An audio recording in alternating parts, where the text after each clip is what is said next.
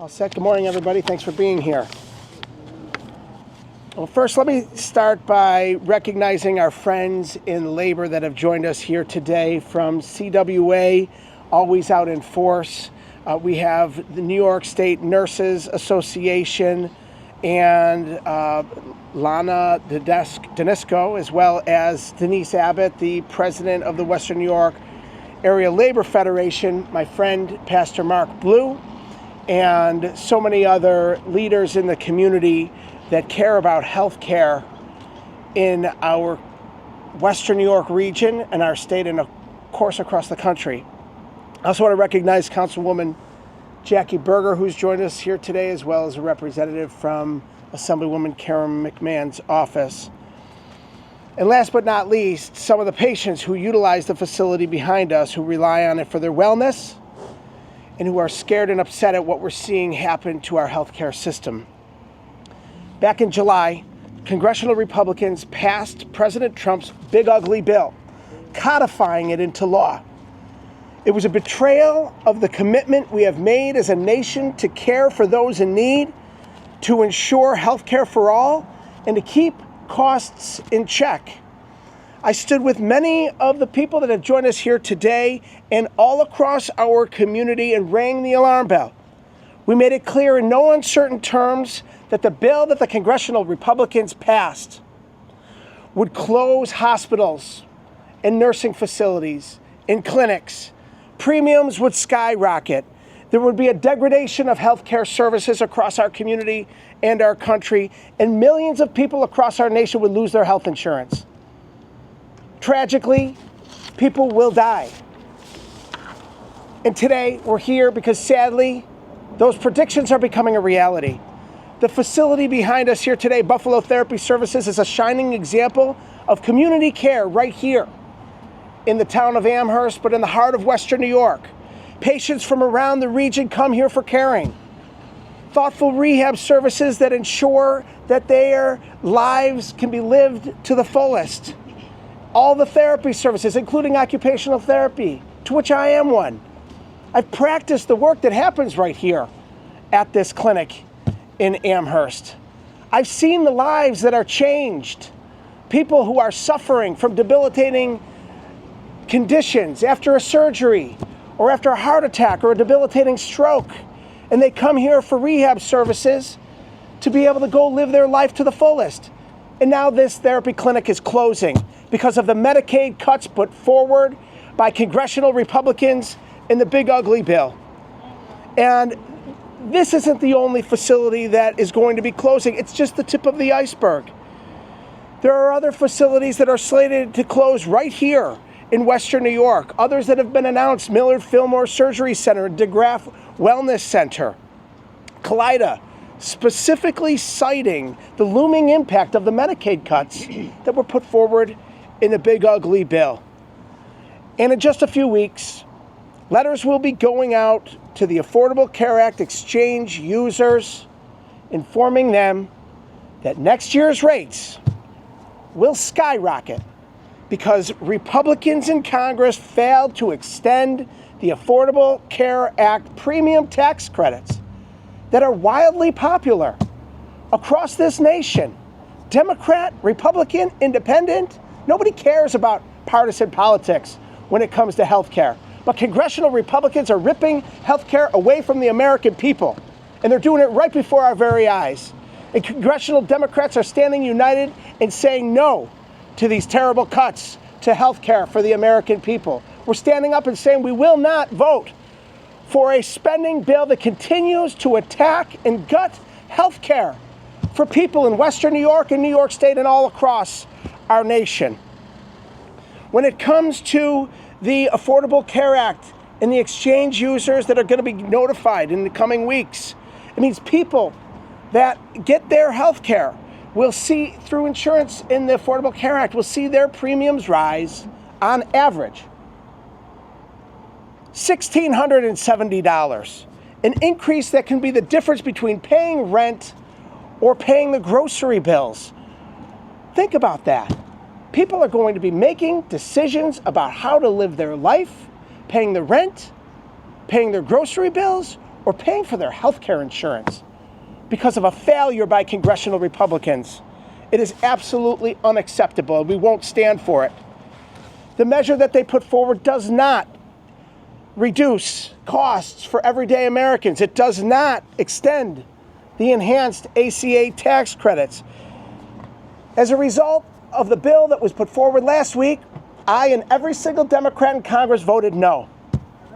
Democrats in Congress are united and will not support a hyper-partisan, bad budget spending bill that continues to gut health care for the American people. That is what we refuse to accept.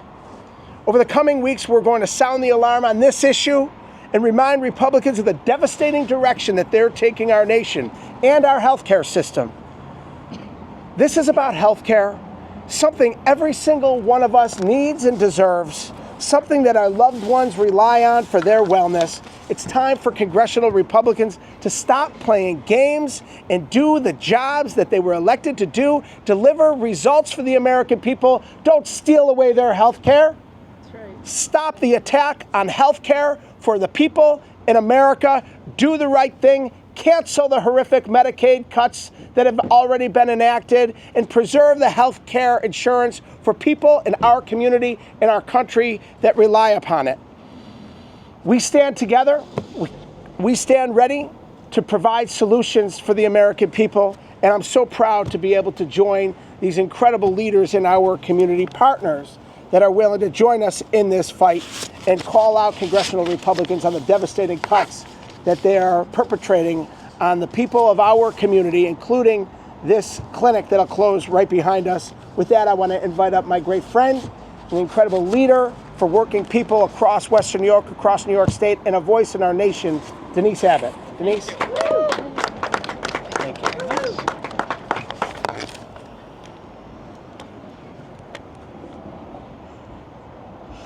My name is Denise Abbott.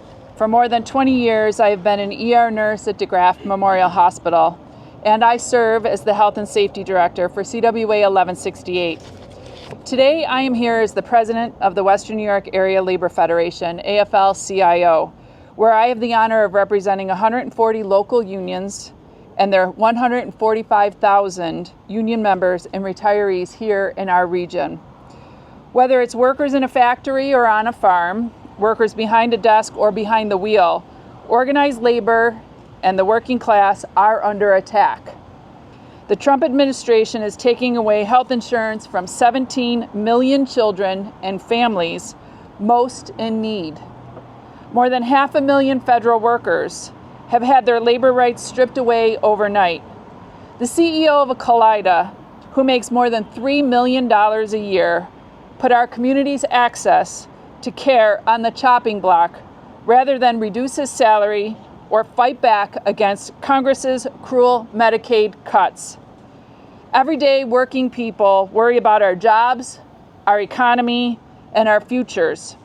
We stress over every bill, every purchase, every paycheck, but it doesn't have to be this way.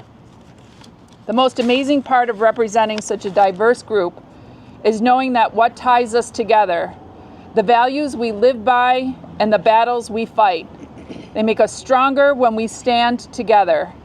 Our solidarity here in Western New York is as strong as anywhere in the world.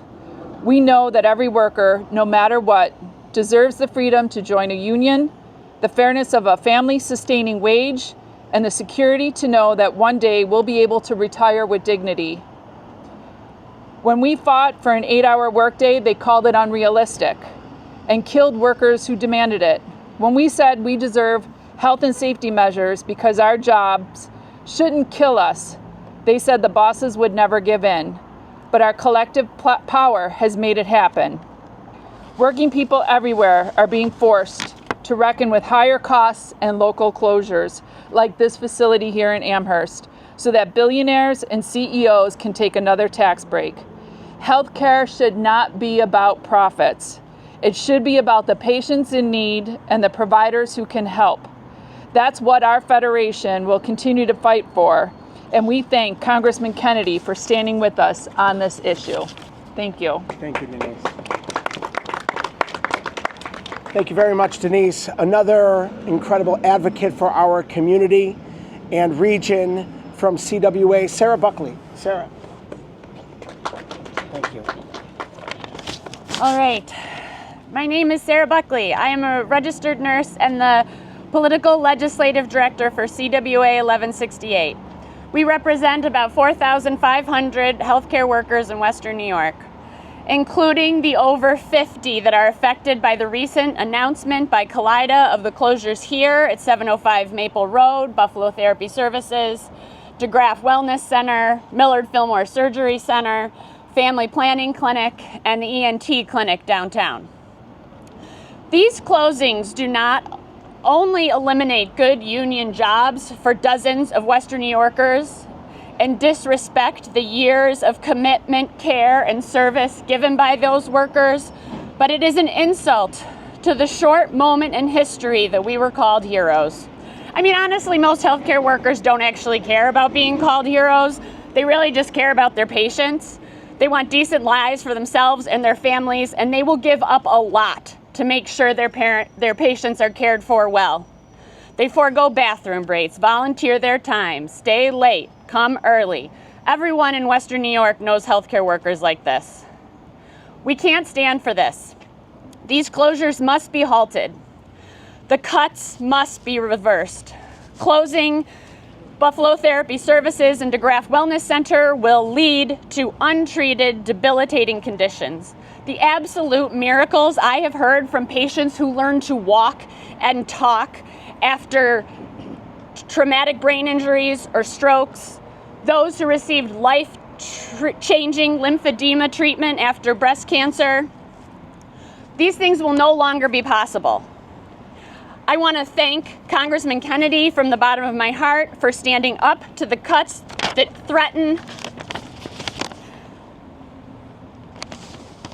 our care and standing up to those who prioritize tax breaks for the super wealthy over our community. Budgets are moral documents. They tell us what we value and how much we value it on a societal scale. In Buffalo, we care about regular people over tax cuts for millionaires and billionaires. There needs to be a line drawn in the sand when it comes to taking care of community, and we thank Congressman Kennedy for drawing it with the vote against the budget. Thank you very much, Sarah. Thank you very much, Sarah Buckley. And I think she called something out. We need to cancel these cuts, right? Cancel the cuts. Cancel the cuts. Cancel the cuts. Cancel the cuts. Cancel the cuts. We need to cancel these devastating cuts that are hurting our community in real time. We're seeing the closure here. We're seeing the closure across our community. There's 11 rural hospitals in the state of New York alone that are on the chopping block, and hundreds across the country that are on the chopping block because of these ridiculous, nonsensical cuts that the Republicans put in place unilaterally in a hyper-partisan fashion. And they continue to perpetrate this assault on health care of the American people, and we're not going to stand for it. And so I'm so honored to stand with all of you, and I'm so thankful that these leaders have come out to lend their voices, to stand up for the people here in Western New York, stand up for the people across our country, oftentimes lending a voice for the voiceless, those most in need. And I'm so grateful for their leadership in joining me here today, because we are just beginning this fight. We are up against a funding deadline, and the Republicans need to do the right thing. And they need to work with the Democrats in a bipartisan fashion to pass a bill that cancels the cuts and stops the assault on health care of the American people. And with that, Pastor, I went to church yesterday, still filled with the Spirit. All right. And, you know, I was reminded that we need prayer. I asked folks, pray for me, pray for our country. But prayer without works is dead. So we got to work together. We got to lend our voices and put that prayer into action. I'm so grateful to have my dear friend, Pastor Mark Blue. We've been through some stuff together, Pastor Blue, and I've seen this man do extraordinary things from the pulpit, but putting that prayer into works out in the community, and he's doing it again here today. Pastor Blue, thanks for joining us, the president of the Buffalo chapter of the NAACP.